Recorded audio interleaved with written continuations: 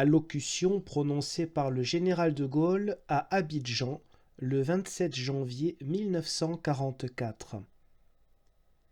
Je suis ému de l'accueil que vous voulez bien me faire. Ne passant que très peu de temps parmi vous, je m'en voudrais de ne pas vous dire différentes choses qui préoccupent à juste titre tous les Français. Nous sommes engagés dans la plus dure guerre de notre histoire.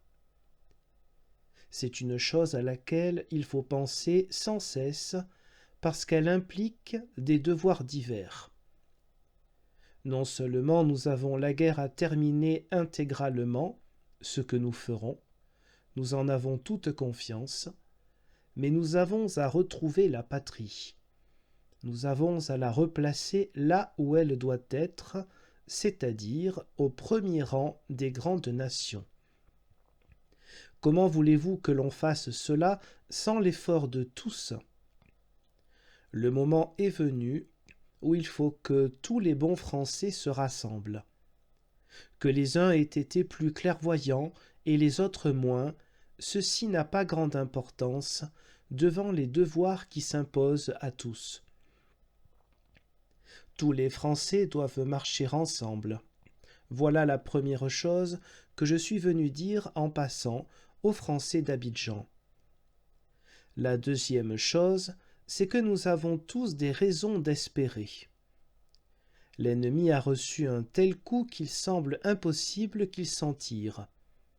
Les Français, quoi qu'il arrive, n'ont jamais désespéré du comité.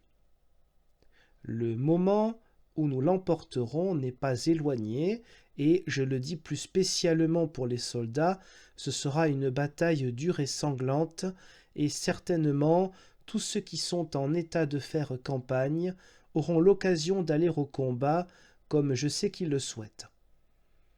La troisième chose que je veux dire est que la Côte d'Ivoire, qui trouvera des moments difficiles, qui en traversent actuellement, qui ne sont pas commodes, la Côte d'Ivoire a un rôle à jouer dans la guerre, non seulement par les hommes qu'elle envoie au combat, mais par la production de guerre.